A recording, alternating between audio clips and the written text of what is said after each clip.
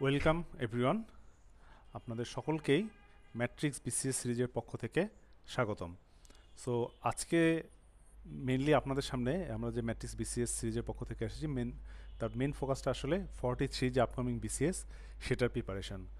So আমরা সবাই জানি বিসিএস টু মাচ কম্পিটিটিভ একটা এক্সাম। বিশেষ করে এখনকার দিনগুলোতে অনেক বেশি পরীক্ষার্থী পরীক্ষা দিচ্ছে, কোশ্চিনের প্যাটার্ন অনেক ভাস্ট, এবং আপনার প্রিপারেশন যদি আপ টু বটম না থাকে সেক্ষেত্রে আসলে বিসিএসে স্কোর করে প্রিলিমিনারিতে টিকাটা এখন খুব খুব খুব কঠিন। সো প্রিলিমিনারিতে আপনাকে শুরুতেই মাথায় কিছু কমন আইডিয়া রাখতে হবে যে আসলে কোন জায়গাগুলোতে আমি উইক, কোন জায়গাগুলোতে আমার স্ট্রংনেস কাজ করে। যেমন আমি যদি একটু এক্সাম্পল দিয়ে বলিস, আপনার 200 মার্কের যে পরীক্ষাটা হচ্ছে সেখানে কিন্তু আপনাকে একটা সার্টেন কাট মার্ক লাগতেছে, আপনাকে একদম 199 বা 200তে 192, 93 এরকম মার্ক কিন্তু লাগে না। অ্যারাউন্ড 60% মার্ক যদি আপনি পেয়ে যান, আপনি ধরেই নিতে পারেন আপনার প্রিলিমিনারি ইজিলি হয়ে যাবে, যেটা যতই কোশ্চিন বা সহজ কোশ্চিন হোক না কেন। তাহলে এই যে 60% মার্কের জন্য, লাইক আমাদের ভিতরে অনেকেই আছে যে আমরা ম্যাথে খুব দুর্বল, দরকার তো নেই। আমরা যদি ম্যাথের বেসিক অংশগুলোও করি সেখানেও কিন্তু আমি চাইলে 50% মার্কস তুলে নিয়ে আসতে পারবো। ঠিক আছে, আমাদের ভিতরে অনেকেই রয়েছে যে ইংলিশেই খুব দুর্বল বাট ম্যাথমেটিক্স খুব ভালো পারে। ওকে, আপনার কিন্তু স্ট্রং সাবজেক্ট ম্যাথমেটিক্স, আপনি চান ম্যাথমেটিক্সের যে কয়টা 20 মার্কস রয়েছে সবগুলো গেইন করার জন্য, কারণ আপনি ওটাতেই স্ট্রং। ইংলিশে উইক, সো ওকে, ওখানে আপনি একটা কমন প্রিপারেশন নেন, এক্সটেন্সিভ ওয়েতে যাওয়ার দরকার নেই। ওখান থেকে যদি আপনি 50% নাম্বারও গেইন করেন, আপনি ম্যাথ দিয়ে সেটা কিন্তু কাভার দিতে পারবেন। সো যেই জিনিসটা আমি বলতে চাচ্ছি যে বিসিএস কম্পিটিটিভ এক্সাম, এবং যে কোনো একটা কম্পিটিটিভ এক্সামের জন্য একটা প্রপার প্ল্যানিং কিন্তু খুব ইম্পর্টেন্ট। তাহলে প্ল্যানিংটা আমরা এভাবে করবো, ইন্ডিভিজুয়ালাইজ প্ল্যানিং। সবার যে সব কিছু সেম হবে জিনিসটা কিন্তু এরকম না। তো আপনাকে নিজের সাথে নিজের অ্যানালাইসিসটা করতে হবে যে আপনি আসলে কোন জিনিসটা ভালো পারেন, কোন জিনিসটাতে দুর্বল, কোন জিনিসটাতে আপনাকে বেশি জোর দিতে হবে। ওকে, সো একটা টপিক নিয়ে আমি একটু আজকে আপনাদের সাথে ডিসকাস করব, সেটা হচ্ছে কম্পিউটার। এবং এই টপিকটা ডিসকাস করার কারণ হচ্ছে আমাদের অনেকেই এই জায়গাটাতে খুব বেশি ভয় পাই, খুবই ভয় পায়। কারণ কম্পিউটার অনেকে হয়তো খুবই এক্সপার্ট কম্পিউটারের, একদম এ টু জেড। দেখা যাবে যিনি কোশ্চিন করছে তার থেকে আপনি কম্পিউটার ভালো পারেন, দেখা যাবে যা কোশ্চিন করছে সেই কম্পিউটার নষ্ট হলে আপনাকে ডাকবে, অনেকটা এরকম ব্যাপার। বাট আবার অনেকেই আছে যে কম্পিউটারের এই অংশগুলো ভালো বুঝি না, পড়তে খুব ভয় লাগে, খুব কষ্ট হয়। সো এই জায়গাটা আমি একটু ফোকাস করব। সো ফার্স্টেই আমি যদি একটু সিলেবাসের দিকে তাকাই, আপনি দেখবেন যে 15 মার্কস।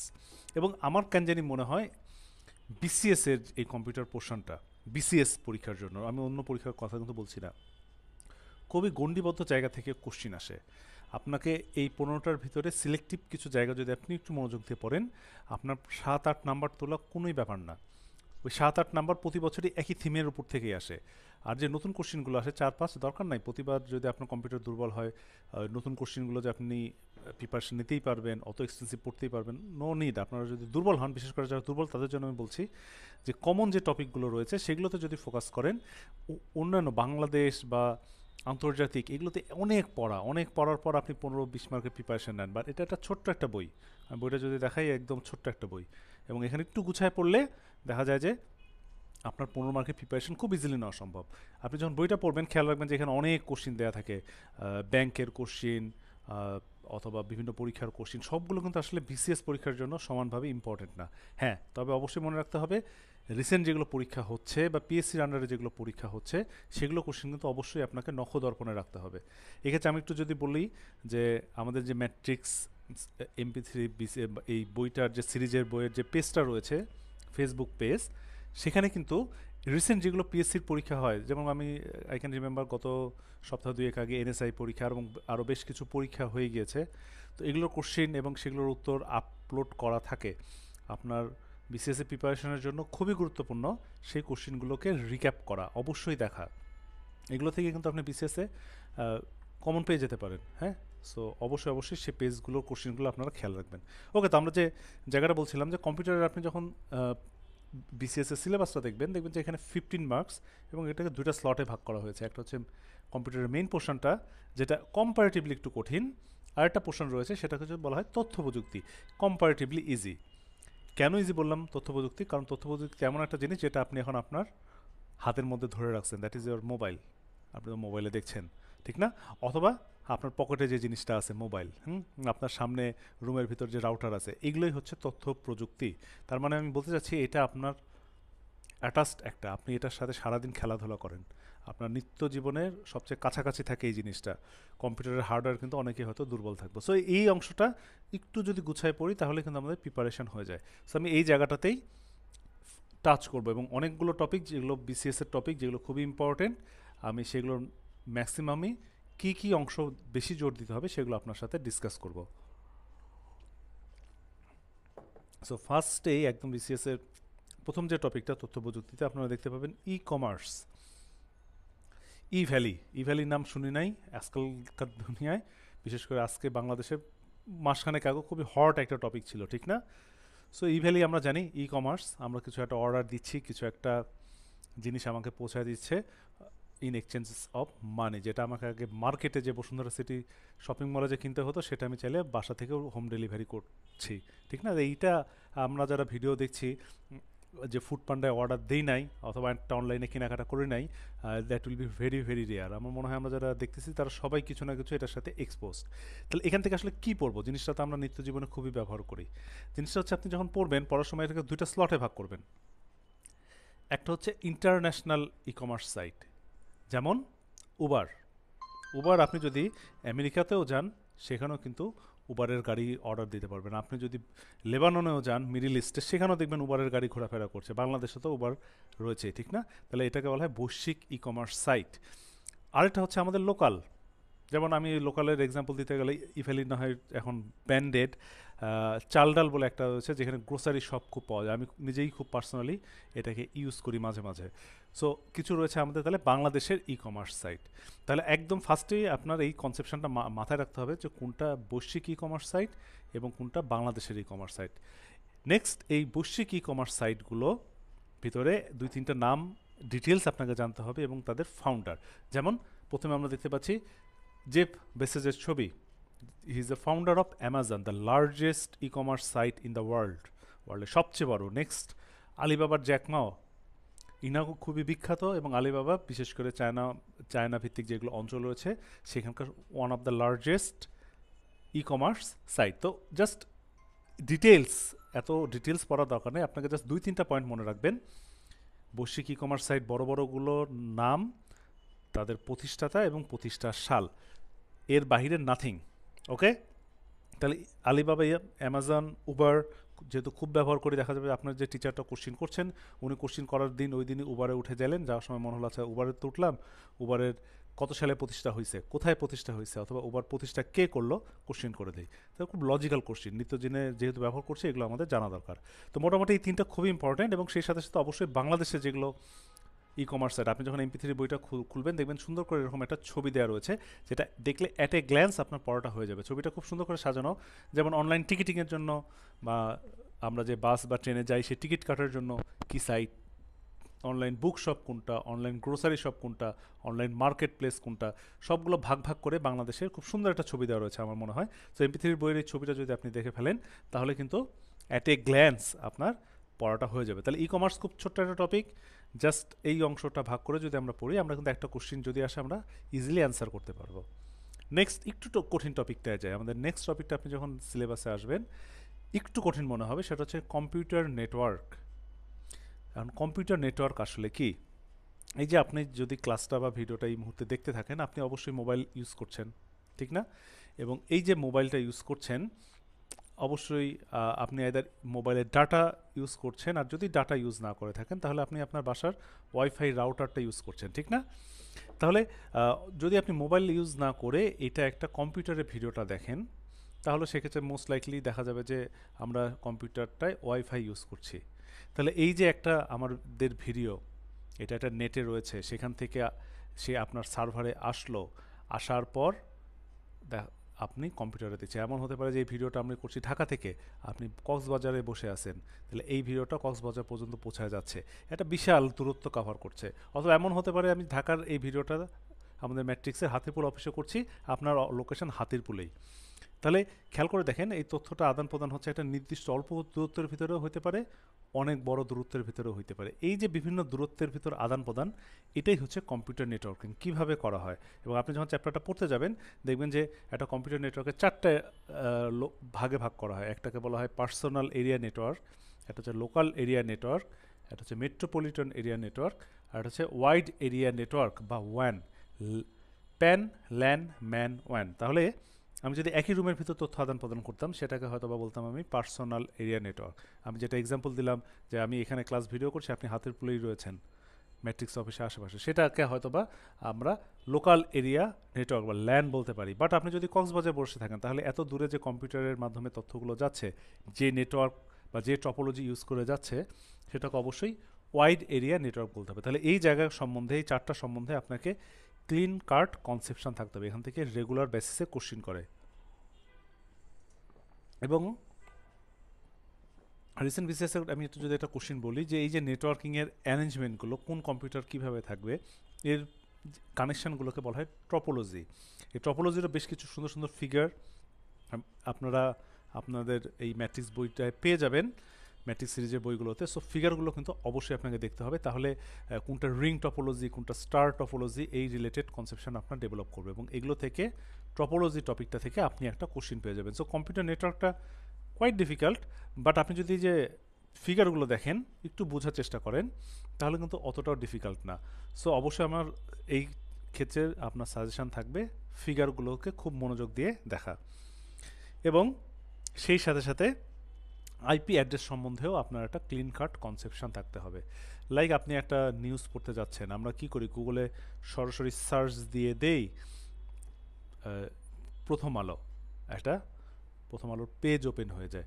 আপনি যদি প্রথম আলো গুগলে সার্চ ইঞ্জিন ইউজ না করেন সেক্ষেত্রে কিন্তু আপনাকে এরকম একটা নাম্বার লিখতে হয়। অনেক সময় আমরা কিন্তু এটা ইউজ করি, দেখা যায় যে আপনার বাসায় ইউজুয়ালি দেখা যায়, এটা আমরা কখন পাই, যখন একটা রাউটার লাগাই দিয়ে গেল কোনো একটা কোম্পানি, তখন আমরা জিজ্ঞেস করি আপনাদের সার্ভারের অ্যাড্রেসটা দেন, ওরা দিয়ে যায় 172.16.5. সামথিং, যে এইটায় লগ ইন করেন তাহলে আমাদের সার্ভারে আপনি যেতে পারবেন এবং ওই সার্ভারে থেকে আমরা মুভি ডাউনলোড করে বাসায় দেখি। এটা কিন্তু আমরা কমনলি করি। তাহলে এই যে সার্ভারগুলো, এটাকেই বলা হয় সার্ভার না, যে সার্ভারের যে অ্যাড্রেসটা আমাকে দিয়ে গেল রাউটার লাগানোর পর, সেটাকেই বলা হয় কি, আইপি অ্যাড্রেস। তাহলে এই আইপি অ্যাড্রেসের অনেকগুলো ভাগ দেখতে পাচ্ছি, যেমন এখানে একটা ঠিকানা লেখা রয়েছে 172.16/254.1। কোনটা কত বাইট, কোনটা আসলে কি ইন্ডিকেট করে, কয় ধরনের আইপি অ্যাড্রেস রয়েছে, IPv4 কি, IPv6 কি, এগুলো সম্বন্ধে কিন্তু ক্লিন কাট কনসেপশন থাকতে হবে। এই ছবিটাকে দেখে ভয় পাওয়ার কিছু নাই, আপনি যদি বইয়ের ভিতরে 2-4টা এক্সপ্লেনেশন যেগুলো লেখা রয়েছে সেই লাইনগুলো পড়েন, কোয়াইট ইজি, যেভাবেই হোক এই ছবিটা আপনাকে মাথায় রাখতে হবে, কারণ এখান থেকে কোশ্চিন আসে। তাহলে আমরা যে নেক্সট টপিকটা দেখলাম যে কম্পিউটার টপোলজি, একটু ক্লামজি মনে হতে পারে, বাট পরীক্ষার জন্য কিন্তু আপনাকে এটার প্রিপারেশন রাখতেই হবে। আমি নেক্সট টপিকটা চলে যাই। একজন ফিগার দেখতে পাচ্ছি, একটা gentleman, old gentleman I think বলা ভালো। ইনাকে সবারই, আপনার আমার সবারই আসলে মনে রাখা উচিত, বাট আই থিঙ্ক অনেকেই আমরা এনাকে চিনব না একটা গ্ল্যান্স ফার্স্ট দেখলে। এনার নাম মার্টিন কুপার। এত বিখ্যাত কেন এই মার্টিন কুপার? হাতের দিকে খেয়াল করলে আপনি উত্তরটা পেয়ে যাবেন। তার হাতে কি ধরা? একটা ওল্ড জেনারেশনের মোবাইল ফোন ধরা। দ্যাট মিনস এই যে আমরা মোবাইল ফোন ইউজ করছি, পকেটে নিয়ে ঘুরে বেড়াচ্ছি, এই মোবাইল ফোনের জনক বলা হয় এই মার্টিন কুপারকে। এবং এই মোবাইল সেগমেন্টটা থেকে ওভারঅল যেটাকে বইয়ে বিসিএসে বলা রয়েছে সেলুলার ডাটা, এই চ্যাপ্টারটা থেকে একটা কোশ্চিন করা হয়ই প্রতি বছর। সো খুবই ইজি, ফোকাসড ওয়েতে যদি আমরা পড়ি তাহলেই কিন্তু সম্ভব। সো ফার্স্টে যে অংশটা পড়তে হবে, আমি যদি গোটা অংশটাকে অ্যানালাইসিস করি, দেখবো যে আমাদের দুইটা অংশ পড়লেই সেলুলার ডাটার অংশটা ম্যাক্সিমাম কভার হয়। একটা হচ্ছে জেনারেশনস অফ মোবাইল। আপনি যখন দেখবেন যেমন আমি যখন প্রথম মোবাইল কিনি, নোকিয়া আই থিঙ্ক কত 1110 এরকম সামথিং মডেল, কি 3310 এরকম মডেল ছিল, বাটন ফোন যেটা, ঠিক না?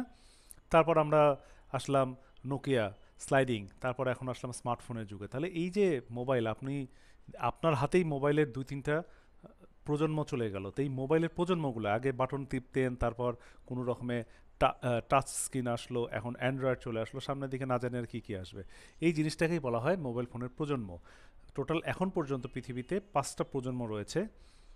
এক এক প্রজন্মের এক এক রকম বৈশিষ্ট্য, এক এক প্রজন্মে এক এক রকম মোবাইলের এক্সাম্পল রয়েছে। আপনি যখন বইটা খুলবেন এইগুলোর রিলেটেড ডিটেলস বক্স আকারে সুন্দর গুছানো লেখা দেখতে পাবেন। এই অংশটা ক্লিন কাট কনসেপশন থাকতে হবে, বিশেষ করে এই চতুর্থ এবং পঞ্চম জেনারেশন যেগুলো, সেই মোবাইলগুলোর বৈশিষ্ট্য কিন্তু পরীক্ষায় ফ্রিকোয়েন্টলি জিজ্ঞেস করা হয়। সো এই প্রজন্মটা এবং প্রজন্মের মোবাইলের এক্সাম্পল মাস্ট। আর এই প্রজন্মের সাথে যেটা আমরা খুব বেশি কনফিউশনে পড়ে যাই, এইখানে আমি যেমন পাশের নেটওয়ার্কিংয়ের জিনিসটা আমি একটু দেখাই দিচ্ছি, যেটা আপনার বইও আপনি পেয়ে যাবেন, যে কোন প্রজন্মের আসলে গতিগুলো কেমন। হ্যাঁ, তাহলে কোন প্রজন্ম গতি কেমন, কোনটায় ভিডিও কলিং দেখতে পাওয়া যায়, কোনটায় কৃত্রিম বুদ্ধিমত্তা আসলে, এগুলো আপনাকে ক্লিন কাটভাবে জানতে হবে। এবং আরেকটা সেগমেন্ট আমি যেটা বলতে চাচ্ছিলাম সেটা জানতে হবে, সেটা হচ্ছে মোবাইলের অপারেটিং সিস্টেম। এটা আই থিঙ্ক আপনি ইনফিনিটি স্টার দিয়ে পড়তে পারেন, এখান থেকে কোশ্চিন দেখেই আমি আসেই। যেমন এখানে বেশ কয়েকটা ফোনের অপারেটিং সিস্টেমগুলো লেখা রয়েছে, যেমন মোস্ট কমনলি আমরা যেটা ইউজ করি সেটা হচ্ছে গুগলের Android. This is an operating system. Operating system মানে কি, যেই সফটওয়্যারটা আপনার মেইন হার্ডওয়্যারকে নিয়ন্ত্রণ করছে। যেমন আপনি যদি একটা আইফোন ইউজ করেন, তার অপারেটিং সিস্টেম একরকম, যেমন আইফোনে কল ধরতে গেলে একভাবে ধরতে হবে, বাট আপনি যদি অ্যান্ড্রয়েড ইউজ করেন সেক্ষেত্রে দেখা যাবে যে ডানে বামে ধরতে হচ্ছে, ঠিক না? এই যে জিনিসটা সিম্পল সিম্পল জিনিস, একদিকে সোয়াইপ করলে আইফোনে একভাবে হবে, অ্যান্ড্রয়েডে আরেকভাবে হবে। অথবা যদি আপনি উইন্ডোজ ফোন ইউজ করেন সেক্ষেত্রে প্যাটার্নটাই টোটালটাই অন্য। এই জিনিসটাই বলা হয় অপারেটিং সিস্টেম। তাহলে এক এক কোম্পানির এক এক ধরনের অপারেটিং সিস্টেম। মোস্ট কমনলি আমরা ইউজ করি গুগলের অ্যান্ড্রয়েড, এরপরে রয়েছে আইফোনের অপারেটিং সিস্টেম iOS। নেক্সট আমরা দেখতে পাচ্ছি উইন্ডোজ ফোনের জন্য অপারেটিং সিস্টেম উইন্ডোজ লিনাক্স বলা হতো, এবং ব্ল্যাকবেরির জন্য ব্ল্যাকবেরির নিজস্ব কিন্তু অপারেটিং সিস্টেম রয়েছে। এই অপারেটিং সিস্টেমগুলো ক্লিন কাট কনসেপশন, কোনটার কত জেনারেশন চলছে, কোন অপারেটিং সিস্টেমের কোন দিকে সুবিধা, কোনটা বেশি জনপ্রিয়, কোনটা কোন কোম্পানির, যেমন অ্যান্ড্রয়েড কোন কোম্পানি আমরা ডিসকাস করলাম গুগলের, এই জিনিসগুলো কিন্তু আপনার পরীক্ষায় ফ্রিকুয়েন্টলি আসে। তাহলে এগুলো আপনাকে কনসেপশন ক্লিন রাখতে হবে। নেক্সট আমরা যে টপিকটায় যাব সেটা হচ্ছে ওয়ার্ল্ড ওয়াইড ওয়েব, WWW। যে কোনো একটা অ্যাড্রেস লিখতে গেলে ফার্স্টে আমরা লিখে দিই। তো এই ওয়ার্ল্ড ওয়াইড ওয়েব কীভাবে আসলো আমরা সবাই জানি, অলরেডি আমরা আই থিঙ্ক প্রিপারেশন নিয়ে ফেলেছি যে মার্কিন যুক্তরাষ্ট্রে অ্যাপারনেট, যেটা তাদের একটা সামরিক প্রোগ্রাম ছিল, সেখান থেকে কিন্তু এই কনসেপশনটা ডেভেলপ হলো। তাহলে ইতিহাসটা আপনাকে আমি বোঝাতে চাচ্ছি যে জানতে হবে যে ওয়ার্ল্ড ওয়াইড ওয়েব কীভাবে আসলো। তো ওয়ার্ল্ড ওয়াইড ওয়েব বা ওয়েবের কানেকশান পেতে গেলে আসলে কি করতে হয়, আমাদের সবার আগেই এরকম একটা সার্চ ইঞ্জিন যোগ করতে হয়। আমি যদি একটু বলি, যে জায়গাটা আমার পার্সোনালি কনফিউশন হতো সেটা আমি আপনার সাথে শেয়ার করি। আমি আগে মনে করতাম ওয়ার্ল্ড ওয়াইড ওয়েব এই যে এত ডাটা, আপনি ফেসবুকে আজকে একটা ছবি তুললেন বা ভিডিও করে পোস্ট করলেন, এটা আমি দেখলাম, এই জিনিসটা আসলে আসলো কীভাবে? আপনার কখনো কোশ্চিন হয় না এটা কি আকাশে বাতাসে ঘুরে বেড়াচ্ছে? আমরা যে ইন্টারনেট সারাদিন বলি যে ইন্টারনেট জালের মতো ছড়া যাচ্ছে, আসলে কি এটা কি আনভিজিবল কোনো জাল? না, জিনিসটা আসলে এরকম না। জিনিসটা হচ্ছে আপনি যেটাই করেন না কেন, এটা কিন্তু একটা সার্ভার কম্পিউটারের ভিতরে, হার্ডওয়্যারের ভিতরে যুক্ত করা থাকে। যেমন আমি যদি একটু এক্সাম্পল দিয়ে বলি, যেমন আপনি একটা মোবাইল ফোনে, এটা লাইক আপনার মোবাইল ফোনে একটা পিকচার আপলোড করলেন, এই পিকচারটা ঠিক আছে, আপনার বাসায় একটা রাউটার আছে, রাউটার দিয়ে আপনার যে ইন্টারনেট সার্ভিস প্রোভাইডার, যার কাছ থেকে আপনি ইন্টারনেট কিনছেন, সেটা গ্রামীণ ফোনও হতে পারে, অথবা আপনি যে কোম্পানিকে প্রতি মাসে 700-800 টাকা ব্রডব্যান্ডের চার্জ দেন সেও হতে পারে, তার কাছে যাচ্ছে। এরকম বাংলাদেশে অসংখ্য ইন্টারনেট সার্ভিস প্রোভাইডার আছে, যেটা বাংলাদেশ গভর্নমেন্টের একটা নির্দিষ্ট সার্ভারে সব ডাটা দিচ্ছে, এবং সেখান থেকে গেটওয়ের মাধ্যমে আপনি যদি ফেসবুকে ছবিটা আপলোড করেন, ফেসবুকের একটা নির্দিষ্ট সার্ভার রয়েছে, যেমন বাংলাদেশের জন্য ফেসবুকের সার্ভারটা হচ্ছে সিঙ্গাপুরে অবস্থিত, ঠিক না? তাহলে ওই জায়গায় যা জমা থাকে, এবং ওই জায়গায় কিভাবে যাচ্ছে, এই যে বাংলাদেশ থেকে সিঙ্গাপুরে এত জিনিস, এটা কি হাওয়ায় ভেসে যাচ্ছে? জিনিসটা তো এরকম না। এখান থেকে যেটা যাচ্ছে সেটা হচ্ছে তারের মাধ্যমে যাচ্ছে, সেটা হচ্ছে সাবমেরিন কেবল। কোনো তথ্য হাওয়ায় ভাসে না, হাওয়া দিয়ে সর্বোচ্চ একটা নির্দিষ্ট দূরত্বে ওয়াইফাই রেঞ্জের মধ্যে, আপনি আপনার বিল্ডিং থেকে নিচে নামলে কিন্তু আর ওয়াইফাই কাজ করবে না, হাওয়ায় ভাসানো খুব কঠিন, এগুলো কিন্তু ম্যাক্সিমামই তারের মধ্যে যায়। তাহলে বাংলাদেশ থেকে সিঙ্গাপুরে যেটা গেল সেটার নাম কি? Submarine cable. এই সাবমেরিন কেবল সম্বন্ধে আপনাকে ইনফিনিটি স্টার দিয়ে পড়ে নিতে হবে। বাংলাদেশে কয়টা সাবমেরিন কেবল রয়েছে এখন পর্যন্ত? 2টা। নাম কি? তাদের ল্যান্ডিং স্টেশন কোথায় কোথায়? কক্সবাজারের ঝিলংঝা, হ্যাঁ, আর এটাও রয়েছে কোথায়? পটুয়াখালী। তাহলে এই সাবমেরিন কেবল সম্বন্ধে ক্লিন কাট কনসেপশন, অথবা যে সাবমেরিন কেবল এক ধাক্কায় একদম আপনি সিঙ্গাপুরে একটা ছবি পাঠিয়ে দিলেন, গেল কেমনে? এত পাওয়ারফুল তার মাথায় আসে না? তাহলে কোন প্রযুক্তি ব্যবহার করি আমরা এখানে আপনাকে জানতে হবে। সেটা আমরা কি অপটিক্যাল ফাইবার ইউজ করি, ঠিক না? অপটিক্যাল ফাইবারে আলোর যে প্রতিফলন হয়, এই বিজ্ঞানটাকে ইউজ করে আমরা এত দ্রুত পাঠাই। যেমন মাঝে মাঝে আমরা দেখি, যেমন আমি কিছুদিন আগেই বলবো, এবার পূজার মধ্যে যে বেশ কিছু সমস্যা হলো, দেখা গেলো যে গভর্নমেন্ট চাইলো যে ফেসবুকে যেন কোনো, যেটা আমি বলি প্রচারণা, উগ্র জাতীয়তাবাদ প্রচারণা যেন না হয়, কি করলো ফেসবুকের এই যে গেটওয়ে বাংলাদেশ থেকে যে সার্ভারটা যাচ্ছিল, এটাকে স্লো করে দিল চাইলেই সরকার। কারণ আমি বলছি আইপিএস যে ইন্টারনেট সার্ভিস প্রোভাইডার থেকে কিন্তু বাংলাদেশ সরকারের কাছে চায়। তাহলে আমি যদি সরকারের গেটওয়েটা বন্ধ করে দেয়, তাহলে আর ফেসবুকের সার্ভারে আমরা যেতে পারবো না। তাহলে আপনি যখন মোবাইলে যতই আপলোড দেন, এটা এখানে যাবে না, আর এখানে না আসলে তো আমিও আবার দেখতে পাবো না। হ্যাঁ, এইভাবে কিন্তু গভর্নমেন্ট চাইলে নিয়ন্ত্রণ করতে পারে ফেসবুক। অনেক দেশ রয়েছে যারা ফেসবুক ইউজই করতে দেয় না, যেমন আমি যদি বলি চায়না, ঠিক না? তাহলে কীভাবে নিয়ন্ত্রণ করে? ঠিক এইভাবে নিয়ন্ত্রণ করে। আর এগুলো সবই কমিউনিকেটিং, এগুলো সব তার, একটা একটার সাথে তার দিয়ে দেয়। এবং এগুলো রিলেটেড একটা চ্যাপ্টারই রয়েছে যেটা বিসিএস এর পরীক্ষায় কোশ্চিন আসে, সেই চ্যাপ্টারটার নাম ডেটা কমিউনিকেশন। এটা আপনাকে জাস্ট একটা ওভারভিউ দিলাম, সেই ডেটা কমিউনিকেশন চ্যাপ্টারটা আপনাকে পড়ে নিতে হবে। তাহলে আমি যেটা আসলে যে জায়গা থেকে এখানে গেলাম, তো ওয়ার্ল্ড ওয়াইড ওয়েব, এই জাল তারের মতো, ইন্টারনেট মানে যে আমরা বলি জালের মতো ছড়ায় আছে, জালগুলো কিন্তু আসলে তারের মধ্যে। হ্যাঁ, আর আপনার বাসা অবশ্য যেটুকু হচ্ছে সেটুকু হচ্ছে ওয়্যারলেস কমিউনিকেশন, এইটুকুতে কোনো তার নাই, কারণ আমরা সরাসরি ওয়াইফাই রাউটার ইউজ করি। ঠিক আছে, সেগুলো আমরা সাবসিকুয়েন্টলি আসবো। তাহলে এই যে ইন্টারনেটে অ্যাক্সেস পেতে গেলে সবার আগে যে জিনিসটা লাগে সেটা হচ্ছে একটা ব্রাউজার। 99% বাঙালি আমরা মোবাইলে বিশেষ করে গুগল ক্রোম ইউজ করি, that is the most popular browser. এছাড়াও কিন্তু অনেক ব্রাউজার রয়েছে, যেমন একটা সময় আমরা মোজিলা ফায়ারফক্স, একদম প্রথম যখন আমি কম্পিউটার ইউজ করি তখন internet explorer, that is the only and only one. অথবা আমি যদি বলি অপেরা মিনি, একদম প্রথম দিকে আমরা যারা মোবাইলে ফার্স্ট এই ডাটাগুলো আসতো, তখনও কিন্তু ক্রোম এত জনপ্রিয় হয় নাই, আমরা সবাই অপেরা মিনি ইউজ করতাম। এখন খুব রেয়ারলি আমরা অপেরা মিনি ইউজ করি। এছাড়া সাফারি, মাইক্রোসফটের এজ, নেট স্পেস, আর চীনের রয়েছে হচ্ছে ম্যাক্সটন, এরকম বেশ কিছু ওয়েব সার্ভার রয়েছে যারা আমাকে যে কোনো কিছু খুঁজতে হেল্প করে, কমিউনিকেশন করে দেয়। অথবা এগুলোকে আরেক নামে ডাকা হয়, সেটাকে বলে সার্চ ইঞ্জিন। আপনি যদি কোনো একটা কিওয়ার্ড খুঁজেন, যে best designer in Dhaka, best hotel in Dhanmondi, এই টাইপের, লাইক আপনি best kebab restaurant in Hatirpul, এইভাবে যদি আপনি খুঁজতে যান, তাহলে সেই জিনিসটাকে বলা হয় সার্চ ইঞ্জিন। এক এক কোম্পানির সার্চ ইঞ্জিন রয়েছে, মাইক্রোসফটের রয়েছে বিং, এছাড়া আমরা জানি গুগলের সার্চ ইঞ্জিন রয়েছে ইয়াহু, বাংলাদেশেরও কিন্তু একটা সার্চ ইঞ্জিন রয়েছে, সেটার নাম কি? পিপিলিকা। এটা মুখস্থ রাখতে হবে, বাংলাদেশের সার্চ ইঞ্জিনটার নাম কি? পিপিলিকা। তাহলে এই এক্সাম্পলগুলো থেকে কোশ্চিন আসে। সো আপনি যখন MP3 বইটা খুলবেন, ম্যাট্রিক্স MP3, সেক্ষেত্রে আপনি দেখবেন যে এরকম সুন্দর সুন্দর ছবিগুলো দেওয়া রয়েছে। অ্যাট এ গ্ল্যান্স আপনি হেডিংটা পড়ে যদি ছবিটা বারবার দেখেন, বারবার ঠিক বলবো না, আমি 3-4 বার দেখলে আমার মনে হয় মনে থাকবে।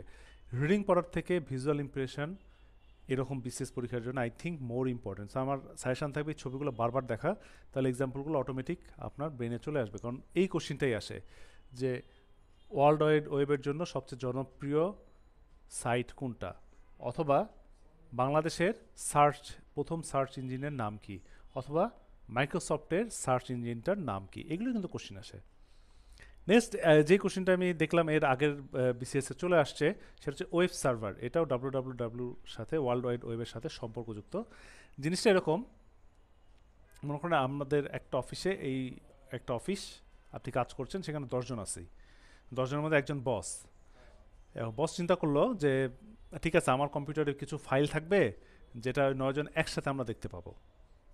তাহলে তুমি তার কম্পিউটারে এরকম কিছু সফটওয়্যার, যেটার নাম আমরা দেখতে পাচ্ছি Apache, Microsoft IIS, net specs, এরকম বেশ কিছু সফটওয়্যার রয়েছে। এই সফটওয়্যারটা যদি উনি ডাউনলোড করেন, তাহলে উনি ডাউনলোড করলেন, মনে করেন ডাউনলোড করার পর ওই সফটওয়্যারে সার্টেন কিছু ফাইল যেটা উনি ওনার বাকি কলিগদের সাথে শেয়ার করতে চান, আপলোড করলেন।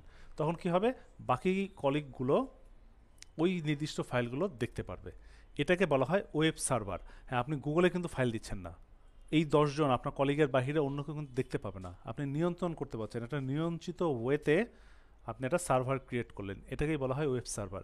এবং এই ওয়েব সার্ভার করতে গেলে আপনাকে একটা নির্দিষ্ট সফটওয়্যার দরকার।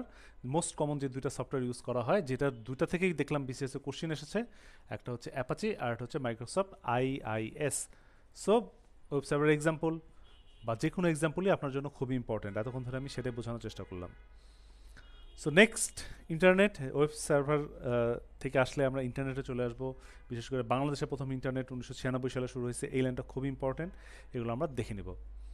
তো আমি কিছু কোশ্চিন দেখি, যেমন আমি যেটা বলছিলাম যে অ্যাপাচি জিনিসটা কি, আমরা অলরেডি জানি এটা 41 বিসিএসে চলে আসছে, অথবা মাইক্রোসফট আইএস, এটা আমরা জানি, এটা এক ধরনের ওয়েব সার্ভার, এটা বিসিএসের কোশ্চিন। অথবা ঠিক আমরা তার আগে একটা খুব সহজ কোশ্চিন দেখি, 35 বিসিএস আসছিল, যে নিচের কোনটি ছাড়া ইন্টারনেটে প্রবেশ করা সহজ না, either it is taskbar or notification, menu bar or web browser.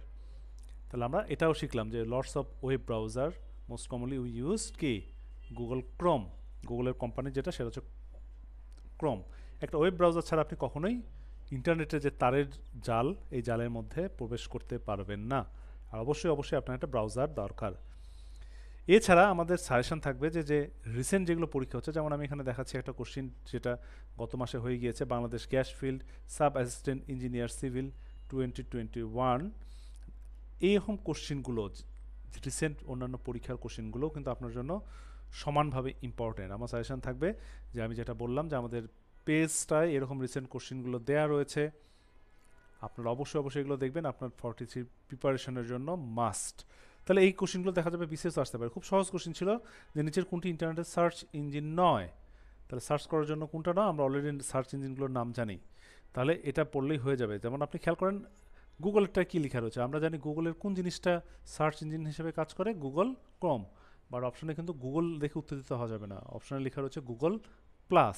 তাহলে ক্রোম লেখা থাকলে আমি ট্রু দিতাম, this is not, this is Google plus, তাহলে দিস ইজ অ্যাবসলিউটলি ফলস, এটা কোনো সার্চ ইঞ্জিন নয়। অ্যান্সার খ। অথবা আরেকটা কোশ্চেন আমি দেখি যে ওয়ার্ল্ড ওয়াইড ওয়েবের জনককে, একটু আগে আমরা তার নাম পড়ে এসেছি, ঠিক না, টিম বার্নার্স লি। ওকে ওকে, নেক্সট আরেকটা টপিক আপনি বিসিএসে দেখবেন যে নিত্য প্রয়োজনীয় কম্পিউটিং প্রযুক্তি, যে কম্পিউটিংয়ের মোস্ট কমনলি আমরা অফিসিয়ালি কী কী জিনিস ইউজ করি, এবং একটা জিনিস না বললেই না, সেটার নাম হচ্ছে ইমেইল। ইমেইল ইউজ করি না আজকালকার দিনে এমন মানুষ পাওয়া অসম্ভব।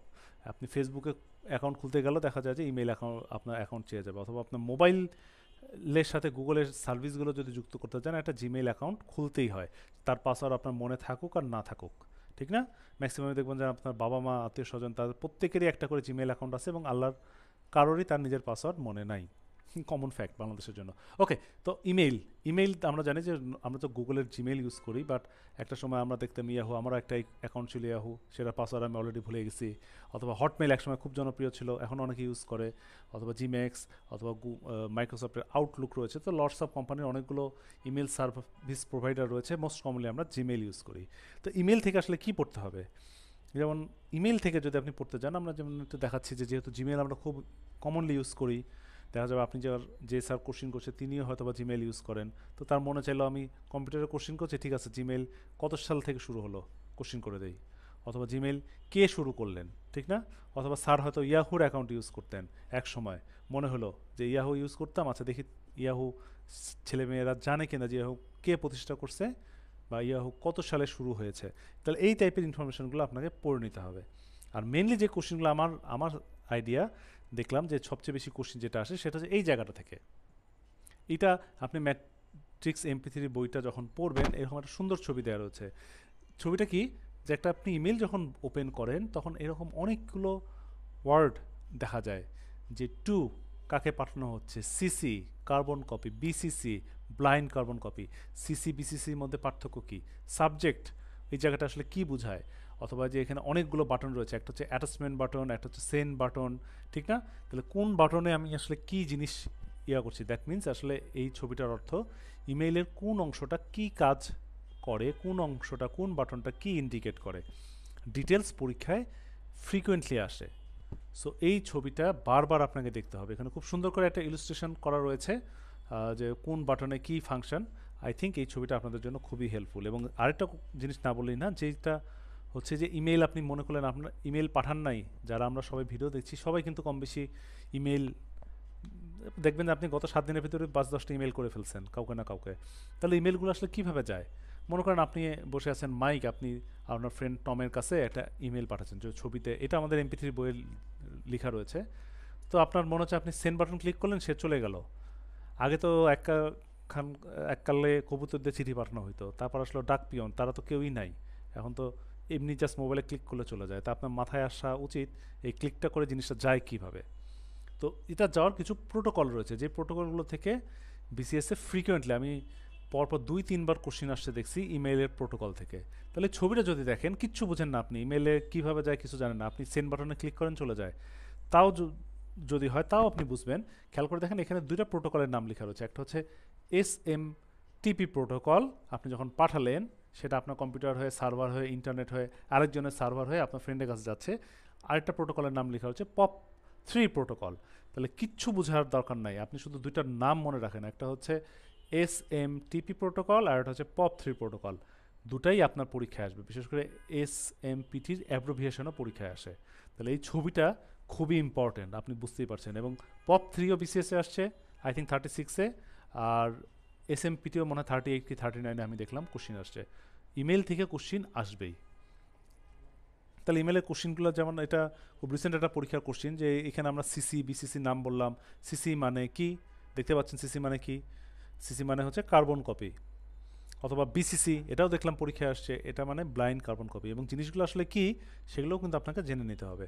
অথবা ইমেল একটা ওয়ার্ড ইউজ করি @, জিনিসটা আসলে কি, অথবা এটা কত সাল থেকে শুরু হলো, ঠিক না? খুব কমন একটা ওয়ার্ড, সারাদিন আমরা ইউজ করি, মাঝে মাঝে ইউজ করে ফেলি। হ্যাঁ, ইভেন আমাদের অনেকেরই ফেসবুকে দেখা যায় যে নাম টামের মধ্যে এই ওয়ার্ডটা চলে আসে, বিখ্যাত একটা ওয়ার্ড আই থিঙ্ক সিম্বল, ইমেলের সিম্বল। এটা কত সাল থেকে? খুব সহজ মনে রাখা, জাস্ট আমাদের স্বাধীনতার পরের সাল থেকেই এই জিনিসটা ইউজ করা শুরু হয়েছে। তাহলে আমরা অ্যান্সার মুখস্থ করারও কিছু নেই, 72 সাল হবে বোঝাই যাচ্ছে। ওকে, তাহলে ইমেলটা আমার সাজেশন থাকবে ডিটেলস পড়ার জন্য। Next, social networking, that is Facebook, Twitter, Zoom, Google plus আর লিঙ্কডইন। এবং ফেসবুক অ্যাকাউন্ট যে নাই এটা অসম্ভব ব্যাপার। দেখা যাবে যে আমরা যারা ক্লাস করছি তাদের 3-4-5টা করে অ্যাকাউন্ট অনেকের রয়েছে। আর টুইটার যদি আমরা অনেকেই ইউজ করি না, টুইটার টু কমপ্লিকেটেড মনে হয়, তারপরেও টুইটারও কিন্তু ওভারঅল ওয়ার্ল্ড ওয়াইড বেশ জনপ্রিয়। তাহলে যে সোশ্যাল নেটওয়ার্কিং, এখান থেকে আসলে এই চ্যাপ্টারটা থেকে আসলে আমরা কী পড়বো? অনেক কথাবার্তা পড়তে খুব ভালো লাগে, ফেসবুক সম্বন্ধে ডিটেলস লেখা, এবং ফেসবুকের এই মার্ক জাকারবার্গ নিয়ে একটা মুভিও রয়েছে, দেখতেও ভালো লাগে। বাট এত ডিটেলস কিন্তু BCS এর জন্য লাগবে না। আপনি যখন পড়তে যাবেন, আপনি যদি ফোকাস রাখেন এই বইটার ভিতরে যে চারটা আমরা দিয়েছি, এই চারটা আমার মনে হয় আপনার ম্যাক্সিমাম পড়া হয়ে যাবে। তাহলে চারটা কী দেখাচ্ছে? এই যে ফেসবুক বললে ওনার প্রতিষ্ঠাতা মার্ক জাকারবার্গ কত সালে প্রতিষ্ঠা হলো। টুইটার, জ্যাক ডার্সি কত সালে প্রতিষ্ঠা হলো। সিম্পল জিনিস। টুইটারের টুইট কি, বা কীভাবে করা হয়, কোন বাটনে ক্লিক করলে টুইট হয়, কিভাবে পড়তে হয়, এত জিনিস আপনার জানার দরকার নাই। তাহলে প্রতিষ্ঠার সাল এবং প্রতিষ্ঠা কে করছেন BCS এর জন্য মোর দেন এনাফ। যেমন আমরা যদি একটু 35-এর কোশ্চিন অ্যানালাইসিস করি, এবং 35 BCS এই কোশ্চিনটা আসছিল, টুইটার কত সালে তৈরি করা হয়। তাহলে এই যে ফেসবুক, টুইটার আপনি ব্যবহার করছেন, সেগুলো কত সাল থেকে শুরু হলো, আপনি আগায় আছেন না পিছিয়ে আছেন, হ্যাঁ, সেগুলো অবশ্যই আপনাকে জানতে হবে। যেমন টুইটার শুরু হয়েছে 2006 থেকে। অথবা ফেসবুকের ইনভেন্টরকে, এটা খুব রিসেন্ট একটা পরীক্ষার কোশ্চিন আমরা দেখছি PSCর আন্ডারে, মার্ক জাকারবার্গ, যার নাম আমরা এক নামে অনেকেই চিনি। ওকে, নেক্সট আমরা একটা চ্যাপ্টারে যাব। আমি যেটা বলছিলাম যে ডেটা কমিউনিকেশান, এবং ডেটা কমিউনিকেশানের ভিতরে দ্যাট মিনস এই যে আমি ইন্টারনেটে তথ্য পাঠাচ্ছি, এক জায়গা থেকে এক জায়গায় যাচ্ছে, এটার জন্য অনেক মাধ্যম রয়েছে। যেমন আমরা বললাম কেবল, অথবা আমি একটু আগে বলেছি স্যাটেলাইট, সাবমেরিন, আর একটা রয়েছে স্যাটেলাইট, বাংলাদেশের একটা নিজস্ব স্যাটেলাইট রয়েছে বঙ্গবন্ধু 1, অথবা ওয়্যারলেস। এই প্রত্যেকটা সম্বন্ধে আপনাকে অল্প অল্প করে জেনে নিতে হবে, বাট মেইনলি ফোকাস রাখতে হবে এই জায়গাটা, দ্যাট ইজ ওয়্যারলেস কমিউনিকেশান। এখান থেকে ইনফিনিটি স্টার। একটা সময় আমরা মনে আছে, আমরা যখন প্রথম মোবাইল ইউজ করতাম, একজনের কাছ থেকে, ফ্রেন্ডের কাছ থেকে গান নিতাম ইনফ্রারেড নিয়ে। অনেকেই কিন্তু আমরা এটা মনে করতে পারি, একটা মোবাইলের গায়ে লাগাই নিতাম, মনে করি 10 মিনিট পার লাগতো একটা গান পার হইতে, তাতে আমরা কত খুশি, ঠিক না? ইনফ্রারেড চলে গেল। হ্যাঁ, ইনফ্রারেড এখন শুধু মোবাইল, টিভি অন করার সময় আমরা ইউজ করি। অথবা অনেকে যারা শাওমির মোবাইল ইউজ করে, তাদের কিন্তু মোবাইল দিয়ে টিভি কন্ট্রোল করা যায়, ওখানে একটা ইনফ্রারেড বাটন রয়েছে। তাহলে ইনফ্রারেডের পর আসলো ব্লুটুথ, মোটামুটি মোবাইল গায়ের সাথে গা লাগাতে হইতো না, একটু দূরে রাখলেও দেখা যেত যে ডাটা ট্রান্সফার হয়ে যেত। হ্যাঁ, ওই সময় আমরা যে যখন প্রথম প্রথম মোবাইল আসে, ব্লুটুথ একটা মোবাইলে থাকা মানে বিশাল ব্যাপার। এখন তো আমরা ব্লুটুথ হেডফোনে ইউজ করি, মোবাইল ওই রুমে, আমার কানে হেডফোন এই পাশে, এমনি আমার অটোমেটিক সাউন্ড চলে আসতেছে, ঠিক না? তাহলে ইনফ্রারেডের পরের প্রযুক্তি আমি বলতে পারি ব্লুটুথ। তারপর চলে আসলো আমরা যেটা কমনলি ইউজ করি, সেটা হচ্ছে ওয়াইফাই। ওই রুমে ওয়াইফাইয়ের রাউটার রয়েছে, আপনি এই রুম থেকে ফেসবুক খোঁজাচ্ছেন, ঠিক না? কোনো তার নাই, কিচ্ছু নেই, সব ডাটা ইজিলি চলে আসছে। তাহলে এই যে মোবাইল গায়ের সাথে গা লাগালাম, তারপর এই যে দূরে ধীরে ধীরে আমি দূরে চলে যাচ্ছি, এটাই হচ্ছে আসলে ওয়্যারলেস কমিউনিকেশন। এখন পর্যন্ত তিন ধরনের ওয়্যারলেস কমিউনিকেশন রয়েছে, একটা হচ্ছে ব্লুটুথ, একটা হচ্ছে ওয়াইফাই, আর একটা হচ্ছে খুবই আপডেটেড লেটেস্ট ওয়ান, সেটা হচ্ছে ওয়াইম্যাক্স। হ্যাঁ, তাহলে এইগুলো সম্বন্ধে ইনফিনিটি স্টার, ব্লুটুথ কী জিনিস, কত দূরে হয়, এর একটা বেতার তরঙ্গের নাম রয়েছে, সেটা হচ্ছে IEEE 802.15, যেটা BCS পরীক্ষায় আসছে। সেম অ্যাজ ওয়াইফাইয়ের জন্য যদি যান, IEEE 802.11, এটাও পরীক্ষায় আসছে, মনে রাখা খুব সহজ। যেমন আপনি যদি ওয়াইফাই ওয়ার্ডটার দিকে তাকান, ওয়াই ফাই, ঠিক না? ওয়াই ডাব্লু মুছে দেন, এফ মুছে দেন, থাকলো কি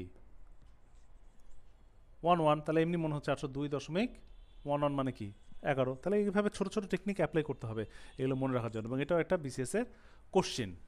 নেক্সট 815 গেল, এবং সবার শেষে যেটা, সেটা হচ্ছে ওয়াইম্যাক্স। এটা এখনও অ্যাভেলেবল একটা প্রযুক্তি না, ইন ফিউচার অনেক দেশেই রয়েছে, বাংলাদেশে এখন অ্যাভেলেবল না, যেটা 802.16 নামে পরিচিত, সবচেয়ে ফাস্ট, এখনও আসে নাই। তাহলে এগুলো কোশ্চিন আসে, যেমন আমি 41 BCS একটা দেখতে পাচ্ছি কোশ্চিন দিয়েছে, যে নিচের কোনটি যোগাযোগের দূরত্ব সবচেয়ে কম, সবচেয়ে কাছাকাছি কাজ করে? তাহলে ওয়াইফাই হবে না, ওয়াইম্যাক্স হবে না, সেলুলার নেটওয়ার্ক হবে না, তাহলে উত্তর হবে ব্লুটুথ। মোটামুটি কাছাকাছি মোবাইল রাখলে কাজ করে, খুব বেশি দূরে গেলে মোবাইলে ডাটা ট্রান্সফার হয় না। অথবা আরেকটা BCS এর কোশ্চেন দেখছিলাম আমরা, যে ব্লুটুথে কত দূর পর্যন্ত কাজ করে? তাহলে আমরা জানি যে হাইয়েস্ট 100 মিটার, মানে এক রুম থেকে এক রুম পর্যন্ত আপনি ব্লুটুথ হেডফোন দিয়ে কথা বলতে পারবেন, তার দূরে যদি যান দেখবেন যে আপনার কথা কেটে কেটে যাচ্ছে। হুম। নেক্সট আরেকটা এবার রিসেন্ট পরীক্ষার কোশ্চেন আসছে, যে সবচেয়ে দ্রুত গতির ইন্টারনেট দেয় কে? Broadband company? না, সবচেয়ে দ্রুত গতির ব্রডব্যান্ড আসলে একটা কানেকশানের নাম। ব্রডব্যান্ড কানেকশান, ওই কোম্পানি তার দিয়ে আপনার বাসা পর্যন্ত পৌঁছায় দিচ্ছে, সেটা ব্রডব্যান্ড। তাহলে এখানে তো তার থাকলো, বাট আপনার কোশ্চেনটা খেয়াল করেন, আপনাকে বলছে তারহীন দ্রুত গতি। তারহীন বললে মাত্র তিনটা জিনিস, কি? Bluetooth, wifi, WiMAX. ব্রডব্যান্ড অনেক দ্রুত দেয়, বাট ব্রডব্যান্ড তো তার দিয়ে আসে, তাহলে তারহীন না, তারহীন প্রযুক্তি বললে এই তিনটা। তাহলে উত্তর কী হবে তিনটার ভিতরে? ব্লুটুথ না ওয়াইম্যাক্স? অবশ্যই আমরা জানি ওয়াইম্যাক্স, নট ওয়াইফাই। শেষ। খুব ইজি ইজি টপিক আমরা পড়ে ফেললাম, বা এগুলো পড়ে নিব। নেক্সট আমাদের আরেকটা টপিকে যদি যাই সিলেবাস অনুসারে, সেটা আমরা দেখব তথ্য প্রযুক্তির বড় বড় প্রতিষ্ঠান। এবং তথ্য প্রযুক্তির প্রতিষ্ঠান বলতে গেলেই কয়েকটা নাম অটোমেটিক আমাদের মাথায় চলে আসে। যেমন কম্পিউটারের নাম বললে সবার আগে মাইক্রোসফট, IBM, এখন আমরা গুগল, ঠিক না? এই কয়েকটা নাম না পড়লেই না। এবং একই থিম BCS এর জন্য, সদর দপ্তর কোথায়, প্রতিষ্ঠাকাল কত, প্রতিষ্ঠা কে করেছেন, তিনটা ইনফরমেশন, সদর দপ্তর, প্রতিষ্ঠাকাল এবং কে প্রতিষ্ঠা করেছেন। তাহলে এই যে বড় বড় প্রতিষ্ঠান আমরা দেখতে পাচ্ছি, IBM, মাইক্রোসফট, গুগল এর, অথবা আমি যদি বলি yahoo.com আমরা দেখতে পাচ্ছি, অথবা ইন্টেল কর্পোরেশন, অথবা এই যে আমরা অনেকে আইফোন ইউজ করি, পকেটে নিয়ে ঘুরে বেড়াই, সে অ্যাপেল পার্ক, অ্যাপেল ইনকর্পোরেট। এখান থেকে আমি দেখলাম পরীক্ষায় কোশ্চিন আসছে, যে অ্যাপেল পার্ক, সিলিকন ভ্যালি, এটা আসলে কোথায় অবস্থিত? অ্যাপেলে বিশাল, আপনি যদি বইটা দেখেন, বইটার ইমপ্রেশন দেওয়ারও চেষ্টা করা হয়েছে, যে যেটা দেখলে আপনার মনে থাকে, সুন্দর বিশাল একটা, ওদের ক্যালিফোর্নিয়ায় গোল চাকতির মতো একটা বিশাল বিল্ডিং করা অ্যাপেলে, তার ভেতরে অ্যাপেলের সব কার্যক্রমগুলো হয়। গুগলেরও কিন্তু ক্যালিফোর্নিয়াতে সেম একটা রয়েছে, ল্যারি পেজের, সার্গেই বিনের। হ্যাঁ, তাহলে এই যে প্রতিষ্ঠাগুলোর তার সদর দপ্তর কোথায়, কে প্রতিষ্ঠা করছে এবং কত সালে প্রতিষ্ঠা হয়েছে, এগুলো ইনফিনিটি স্টার, একটা না একটা আপনি পেয়েই যাবেন পরীক্ষায়। সো আমি যেগুলো বললাম, যে IBM, Microsoft, Google, Yahoo, Intel, oracle, এই কয়টা আপনি অবশ্যই দেখে নিন। তাহলে হেডকোয়ার্টার অফ অ্যাপেল, যেটা আমি দেখতে পাচ্ছি খুব রিসেন্ট একটা পরীক্ষায় আসছে, তার আগের বছর একটা পরীক্ষায় আসছে, আমরা অলরেডি পড়ে আসলাম ক্যালিফোর্নিয়া। তাহলে রিসেন্ট পরীক্ষার কোশ্চেনগুলো কিন্তু খুবই ইম্পর্ট্যান্ট। ওকে, সো তথ্য প্রযুক্তি এতক্ষণ দেখলাম, বললাম প্যালাটেবল না? হ্যাঁ, যেগুলো এই যে গুগল তো আপনি কেবলই ইউজ করলাম, অথবা ফেসবুক তো আমি সারাদিন ইউজ করি, ঠিক না? অথবা আমি তো একটু আগে কেনাকাটা করলাম, মার্কেটিং করলাম।